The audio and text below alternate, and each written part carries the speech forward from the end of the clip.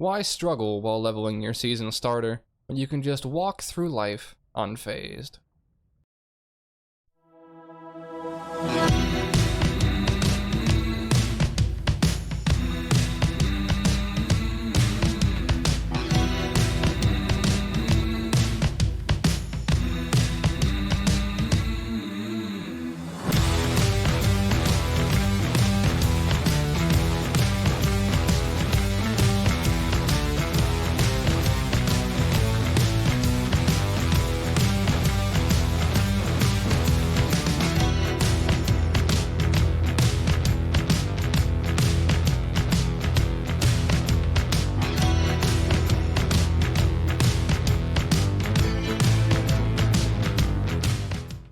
How we doing, ladies and gentlemen? My name is Wolf, and welcome to the first of many season starter builds. Now, the season doesn't come out until the middle of July, but I wanted to get ahead of the curve and create some of these starter builds for you. These are going to be very, very simple and easy builds for you to play that'll allow you to have a relatively easy success leveling new characters in the season.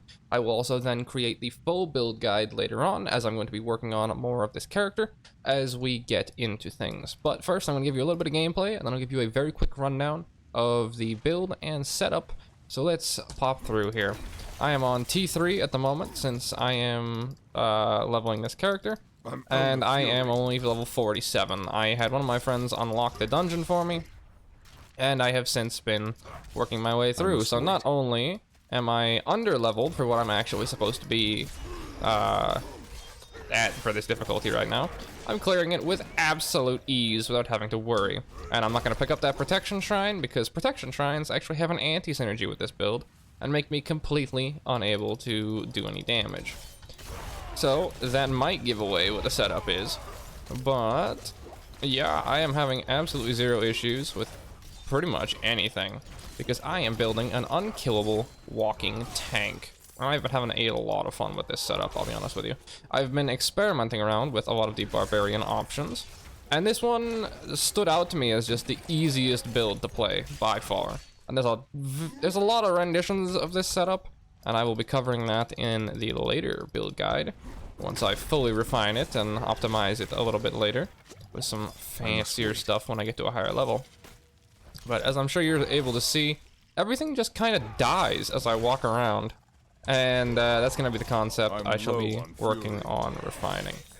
So, let me head to town very quickly, and I shall give you a quick rundown on the setup and the few pieces that you need to make this work. Because this is achievable with 2 or 3 legendary aspects, and the important part of this series is I want to make these as forcible as possible. Now, in most action RPGs, you can't necessarily force a build unless you do things just in your skill tree, for example. However, with Diablo, you have access to the Codex of Power, which gives you aspects that you can imprint on your gear. So pretty much everything I have that is notable for this setup is forcibly imprinted, which means you can get it reliably every single time you start a new season, which is going to be the point of these season starter builds, so that you can have a guaranteed starter that will work for you to get you into T3 and potentially T4 to scale your character into full builds and full power setups, which I'll hopefully also have on the channel after I deliver even more of these for you.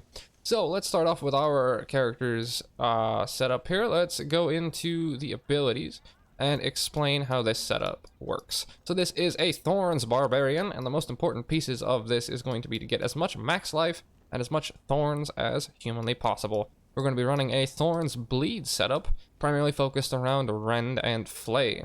Now, the character I have in mind for the finalized build does not use Rend, but you have to use a core skill whilst leveling, because otherwise you can't level your weapon expertise. Because, fun fact, Thorns doesn't count as a weapon. You would think you would get Thorns expertise whilst wielding whatever weapon type you do. You don't. And I did actual theory crafting and testing based around this, and you don't get any weapon expertise, even from the bleeds that Thorns can put off, whatsoever. So, unfortunately, if you want to level these, which you will have to, because there are bonuses in this you want to get later on down the line, as well as it's just kind of beneficial to have for other builds as well, you're going to want to run Rend whilst you level. Flay is going to be our primary option early on for a lot of our damage and extra thorns via combat Flay for increased damage reduction and extra thorns there. And then we'll be opting for Challenging Shout and utilizing Strategic Challenging Shout for extra thorns. And we're also going to be gaining bonus max life on it, and this will also taunt everything to make sure that it hits you. That was the most important ability I was using at the same time there. Then we'll get additional max life, and we'll pick up Thorns, as well as Thorns Bleed, and increase your extra max Thorns. Then after that, we just grab any sort of healing, primarily Raid Leader, or Shout healing, since we're interacting with Challenging Shout. Then you can use any combination of plus defensive gear or plus brawling gear if you want to get Warcry bonuses and leap. You can use all 3 shouts if you'd like, or you can just opt for Rend as I am right now. Apologies, I'm sick as shit in case you couldn't tell with my voice. And then we opt for the Fortify cluster down here. 1 point in Wrath of the Berserker because the rest of the nodes here are shit. And we opt for increased Berserk duration because we're getting Berserk out of Battle Fervor's brawling skills, as well as Warcry's Berserking. And of course, we're getting Wrath of the Berserker as well. Now, you can tweak this. You could use Unbridled Rage for Rens if you want to, or you could use Gushing Wounds if you want to go that route as well. This is the most reliable option I found for increased flat damage. Now, my gear is absolute dog shit, as you can see by the fact I'm wearing a blue chest piece. But that kind of adds to the level of power of the build, I'll be honest with you. Because what this means is all you have to do is stack as much thorns as humanly possible. And whilst I can't show you a direct showcase of exactly how much thorns I have, because of my options in the skill tree, such as Outburst, you'll gain thorns for each bonus 100 maximum life you have. And then my Challenging Shout will also gain thorns equal to 30% of your maximum life. So you want to stack as much max life as possible, and then you'll be able to just indirectly get as much thorns as humanly possible.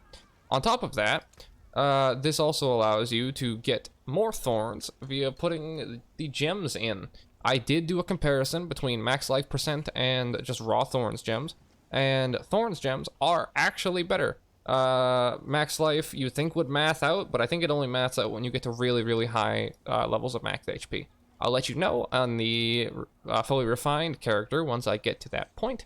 But at the moment, you just want to put the Thorns gems in everything. If I wanted to be even more optimal, I would add sockets to these. But I am not going to do that because I'm leveling the characters, so these are going to get replaced. But you just want to add anything with plus thorns, etc.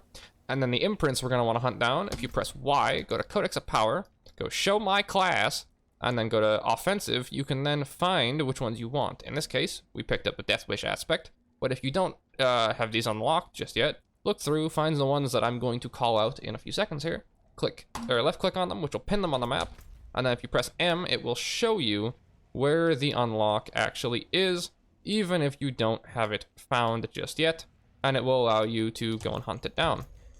So, the ones that I'm running at the moment is I am running a two-handed weapon with the Thorns damage has a chance to deal damage to all enemies around you. You're using primarily a slicing weapon, so you can just put this on a two-handed weapon in the what we call backpack slot, and basically make it so you always have this running and never replace the weapon.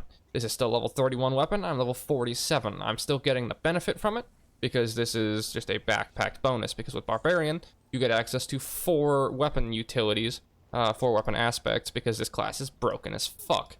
And then on our primary weapon, we're going to opt for gain thorns whilst berserking. However, I put this on a necklace because I wanted to replace my slicing weapon repeatedly whilst leveling. So if you're leveling as I am, you're going to want to put this in this slot. But if you're opting for better weaponry and you're at around 50 plus, you're going to want to put this on your weapon to get as much out of it as possible. Because we're going to be berserking via leap and challenging leap, warcry, and Wrath the Berserker 24/7. So gaining as much thorns as humanly possible when we leap into packs, when we pop our combos. Otherwise, we're going to also go for the increased damage while you're standing still. You can literally get more thorns damage by standing still and letting everything beat on you. Then if you manage to drop a plus life regen per close enemy, you are perfectly set. And that is pretty much the entire thing, I'll be honest with you. I dropped a legendary that gives me Berserking gives you fire damage surrounding you, which is really nice. But realistically, that's all you need. Anything else you can slot in with defensives, or you can slot in damage nodes or what have you, or damage like aspects and whatnot. But that's pretty much it. I'm 47 and I'm clearing T3 without having to really do anything. Bosses killed themselves on me, trash kills itself on me, and I got no real problems. So yeah, that is the setup. I hope you guys have enjoyed, and let me know what you're running for your season starter next season. Thank you guys very much for listening, and I shall see you in the next one. Take care.